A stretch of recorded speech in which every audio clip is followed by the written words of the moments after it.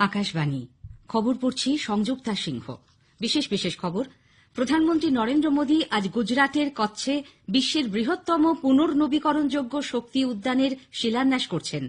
প্রধানমন্ত্রী বলেছেন, ভারতের মহাকাশ ক্ষেত্র খুলে দেবার সিদ্ধান্ত সরকারি বেসরকারি অংশীদারিত্বের এক নতুন যুগের সূচনা করেছে। কোভিডের গণটিকাকরণের জন্য কেন্দ্র নীতি নির্দেশিকা জারি করেছে। প্রথম দফায় ভ্যাকসিন দেওয়া হবে ৩০ কোটির মতো নাগরিককে। কোভিড পরিস্থিতির জন্য সংসদের শীতকালীন অধিবেশন এবার হচ্ছে না। মার্কিন রাষ্ট্রপতি পদে নির্বাচনে আনুষ্ঠানিকভাবে ইলেকটোরাল কলেজের ফল ঘোষণার পর জো বাইডেন বলেছেন, জয় হয়েছে আইনের শাসন, সংবিধান ও মানুষের ইচ্ছার। করোনা সংক্রমণ এড়াতে মাস্ক পরুন ও ঠিকভাবে পরুন, ২ গজ দূরে থাকুন, নিরাপদ দূরত্ব বজায় রাখুন, হাত ও মুখ পরিষ্কার পরিচ্ছন্ন রাখুন। আসছি বিস্তারিত খবরে। প্রধানমন্ত্রী নরেন্দ্র মোদী আজ গুজরাটের কচ্ছে বিশ্বের বৃহত্তম পুনর্নবীকরণযোগ্য শক্তি উদ্যানের শিলান্যাস করছেন। পাকিস্তান সীমান্ত লাগোয়া খাওড়া গ্রামে বিস্তীর্ণ পতিত জমির ওপর গড়ে উঠবে এই এনার্জি পার্ক, যেখানে উৎপাদিত হবে ৩০ গিগাওয়াট সৌর ও বায়ু শক্তি। বিএসএফ এবং সেনাবাহিনী নিয়ন্ত্রিত ওই এলাকায় অবশ্য সাধারণ নাগরিকের প্রবেশাধিকার নেই। গুজরাট সরকার এই অভিনব গ্রিন এনার্জি প্রকল্পের জন্য বরাদ্দ করেছে বিশাল পরিমাণ অনুর্বর জমি। কচ্ছ জেলারই মান্ডবীর কাছে প্রধানমন্ত্রী আজ ভার্চুয়ালি জল লবণমুক্ত করার যে প্রকল্পের শিলান্যাস করছেন, তা থেকে পানীয় জল পাবেন ৩০০ গ্রামের ৮ লক্ষ মানুষ। সমুদ্রের জল এখানে লবণমুক্ত করা হবে। আরও কয়েকটি কর্মসূচি রয়েছে প্রধানমন্ত্রীর। প্রধানমন্ত্রী নরেন্দ্র মোদী বলেছেন, ভারতের মহাকাশ ক্ষেত্র খুলে দেবার সিদ্ধান্ত সরকারি বেসরকারি অংশীদারিত্বের এক নতুন যুগ নিয়ে এসেছে। তথ্য প্রযুক্তির মতো মহাকাশ ক্ষেত্রেও ভারতীয় প্রতিভা বিশ্বজোড়া খ্যাতি অর্জন করবে বলে তাঁর দৃঢ় প্রত্যয় রয়েছে। গতকাল ভিডিও কনফারেন্সিং এর মাধ্যমে শিল্পমহল, স্টার্টআপ ও মহাকাশবিদদের সঙ্গে প্রধানমন্ত্রী মতবিনিময় করছিলেন। তিনি বলেন, সরকারের নীতি এবং সিদ্ধান্ত গ্রহণের ক্ষেত্রে পেশাদারিত্ব ও স্বচ্ছতা মহাকাশ ক্ষেত্রে যোগদানকারী সংস্থাগুলিকে সাহায্য করবে। সরকারের তরফে এ ব্যাপারে পূর্ণ এবং আন্তরিক সহযোগিতার আশ্বাস দেন তিনি। প্রধানমন্ত্রী বলেন, মহাকাশ ক্ষেত্রে ভারত উল্লেখযোগ্য সাফল্য অর্জন করেছে। রকেট ও উপগ্রহ তৈরির ব্যাপারে সংস্থাগুলির পরিকল্পনার উল্লেখ করে তিনি জানান, মহাকাশ ক্ষেত্রে ভারতের ভূমিকা আরও শক্তিশালী হবে। কোভিড-19 সংক্রমণ ঠেকাতে গণটিকাকরণের জন্য কেন্দ্র নীতি নির্দেশিকা জারি করেছে। স্বাস্থ্য ও পরিবার কল্যাণ মন্ত্রক প্রথম দফায় ৩০ কোটির মতো নাগরিককে টিকা দেবার পরিকল্পনা নিয়েছে। Pfizer, serum institute of India এবং ভারত বায়োটেক কোভিড ভ্যাকসিন জরুরি ভিত্তিতে ব্যবহারের জন্য সরকারের অনুমোদন চেয়েছে। এই ছাড়পত্র পেলেই টিকাকরণের কাজ শুরু হবে। প্রথম যাদের এই ভ্যাকসিন দেওয়া হবে তাদের মধ্যে থাকছেন স্বাস্থ্যকর্মী সহ সামনের সারির করোনা যোদ্ধা এবং ৫০ নাগরিকরা। তারপর তা পাবেন ৫০-এর কম বয়সী কিন্তু কোমরবিডিটি আছে এমন মানুষজন। বাদবাকি নাগরিকরা ভ্যাকসিন পাবেন সবার শেষে। টিকা দেবার সময় ৫০ অগ্রাধিকার প্রাপ্তদের মধ্যে ৬০-এর বেশি বয়সীদের আরেকটি ভাগ করা হতে পারে। গোটা প্রক্রিয়া সামলাবে ২০টি মন্ত্রক। কোভিড ভ্যাকসিনের জন্য যাদের নাম নথিভুক্ত হচ্ছে এবং যারা তা পাচ্ছেন, প্রকৃত সময়ের ভিত্তিতে তাদের হিসেব রাখার জন্য কোভিড ভ্যাকসিন ইন্টেলিজেন্স নেটওয়ার্ক নামে একটি ডিজিটাল প্ল্যাটফর্ম ব্যবহার করা হবে। ব্রিটেন, আমেরিকা ও বাহরিনের পর এবার সিঙ্গাপুর ফাইজার বায়োএনটেকের কোভিড ভ্যাকসিন অনুমোদন করেছে। এ মাসের মধ্যেই এই টিকা দেওয়া শুরু হবে। প্রধানমন্ত্রী লি সিয়েন লুং জানিয়েছেন, আগামী বছরের সেপ্টেম্বরের মধ্যে প্রত্যেককে দেবার মতো ভ্যাকসিন এসে যাবে। নাগরিকদের এবং দীর্ঘমেয়াদী বাসিন্দাদের বিনামূল্যে ভ্যাকসিন দেওয়া হবে। প্রথম দফায় স্বাস্থ্যকর্মী ও অন্যান্য সামনের সারির করোনা যোদ্ধা ছাড়াও টিকা পাবেন প্রধানমন্ত্রী ও সরকারি আধিকারিক এবং বয়স্ক ও অসুস্থ মানুষজন। দেশে করোনা থেকে আরোগ্যের হার ৯৫% ছাড়িয়েছে। দৈনিক করোনা সংক্রমণ ২২,০০০-এর কাছাকাছি নেমে এসেছে। স্বাস্থ্য মন্ত্রকের আজ সকালের রিপোর্টে জানানো হয়েছে, ২৪ ঘণ্টায় নতুন করে সংক্রমিত হয়েছেন ২২,০৬৫ জন। গত ৫ মাসের মধ্যে যা সবচেয়ে কম। এই সময়ে সেরে উঠেছেন ৩৪,৪৭৭ জন রোগী। মোট কোভিড আক্রান্তের সংখ্যা ৯৯ লক্ষ ছাড়ালেও এর মধ্যে সুস্থ হয়েছেন ৯৪,২২,০০০-এর বেশি মানুষ। একদিনে মৃতের সংখ্যাও বেশ কিছুটা কমেছে। একদিনে মারা গেছেন ৩৫৪ জন। এই নিয়ে মৃতের সংখ্যা দাঁড়ালো ১,৪৩,৭০৯।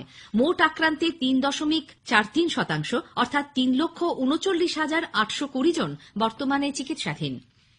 ই স্বাস্থ্যের ক্ষেত্রে ভারত এক উল্লেখযোগ্য মাইল ফলক অতিক্রম করল। স্বাস্থ্য মন্ত্রকের ই সঞ্জীবনী টেলিমেডিসিন পরিষেবায় চিকিৎসা সংক্রান্ত পরামর্শের সংখ্যা 10 লক্ষ ছাড়িয়েছে। অতিমারী পরিস্থিতিতে এই পরিষেবা শুধু যে অনেক দূরে থাকা রোগীকে সাহায্য করেছে তাই নয়, সময় এবং খরচও বেঁচেছে। স্বাস্থ্য মন্ত্রকের এক বিবৃতিতে বলা হয়েছে, জাতীয় স্তরে চিকিৎসা পরিষেবার ডিজিটাল রূপান্তরের প্রথম প্রয়াস এই ই সঞ্জীবনী।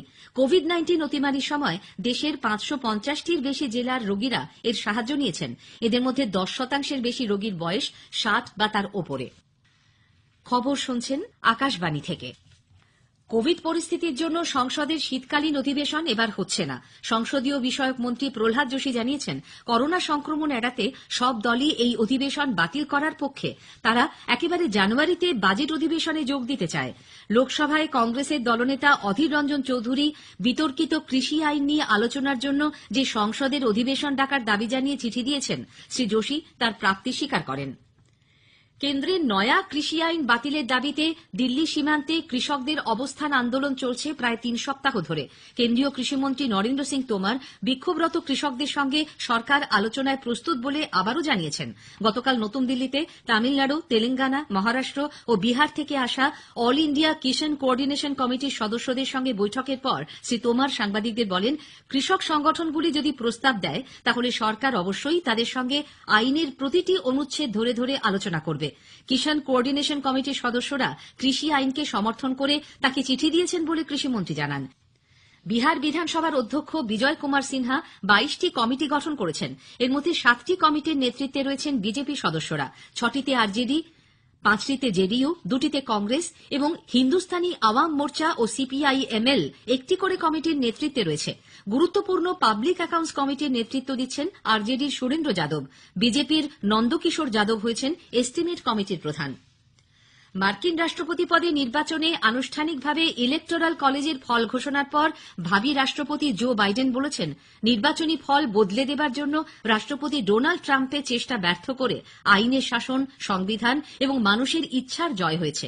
ডেলাওয়্যারে গতরাতে তার ভাষণে বাইডেন বলেন, গণতন্ত্রের অগ্নিশিখা এই দেশে বহুকাল আগে প্রজ্বলিত হয়েছে। এখন আমরা জানি কোনো কিছুই, এমনকি অতিমারি বা ক্ষমতার অপপ্রয়োগও সেই শিখা নেভাতে পারবে না। ভোটের ফল উল্টে দিতে বিভিন্ন প্রদেশের এবং যুক্তরাষ্ট্রীয় আদালতে ট্রাম্প ও তার অনুগামীরা যে মরিয়া চেষ্টা করেছেন, আমেরিকা তা আগে কখনো দেখেনি। সুপ্রিম কোর্টের সর্বসম্মতভাবে তৎক্ষণাৎ এবং পুরোপুরি সেই চেষ্টা খারিজ করে দেওয়া স্বস্তিদায়ক বলেও বাইডেন মন্তব্য করেন। ইলেকটোরাল কলেজের আনুষ্ঠানিক ফল ঘোষণায় ডেমোক্র্যাট বাইডেনের পক্ষে 306 এবং রিপাবলিকান ট্রাম্পের পক্ষে 232 ভোটে আরও একবার জয় সুনিশ্চিত হল বাইডেনের। 20 জানুয়ারি রাষ্ট্রপতি পদে শপথ নেবেন জো বাইডেন। আমেরিকার অ্যাটর্নি জেনারেল উইলিয়াম বার পদত্যাগের কথা ঘোষণা করেছেন। রাষ্ট্রপতি ডোনাল্ড ট্রাম্পের বিশেষ আস্থাভাজন বার জানিয়েছেন, আগামী সপ্তাহে তিনি ইস্তফা দেবেন। জো বাইডেন আনুষ্ঠানিকভাবে ইলেকটোরাল কলেজের ভোটেও জয়ী ঘোষিত হবার পর টুইট করে ট্রাম্প অ্যাটর্নি জেনারেলের পদত্যাগের কথা জানান। ভারতের প্রথম উপপ্রধানমন্ত্রী এবং স্বরাষ্ট্রমন্ত্রী সর্দার বল্লভভাই প্যাটেলের 70তম মৃত্যুবার্ষিকীতে সমগ্র জাতি আজ তাঁর স্মৃতিতর্পণ করছে। লৌহ মানব হিসেবে পরিচিত এই নেতার প্রয়াসে 500র বেশি করদ রাজ্য যুক্ত হয়েছিল ভারতের সঙ্গে। প্রধানমন্ত্রী নরেন্দ্র মোদী সর্দার প্যাটেলের প্রতি শ্রদ্ধা জানিয়ে বলেছেন, তিনি যে পথ দেখিয়েছেন তা সবসময় দেশের ঐক্য, অখণ্ডতা ও সার্বভৌমত্ব রক্ষায় আমাদের উদ্বুদ্ধ করবে। কেন্দ্রীয় স্বরাষ্ট্রমন্ত্রী অমিত শাহ বলেছেন, সর্দার প্যাটেলের জীবন ও ব্যক্তিত্ব শব্দ দিয়ে বর্ণনা করা যাবে না। তিনি ভারতের ঐক্য ও শক্তির প্রতীক। শেষ করার আগে খবরের বিশেষ বিশেষ অংশ আরেকবার।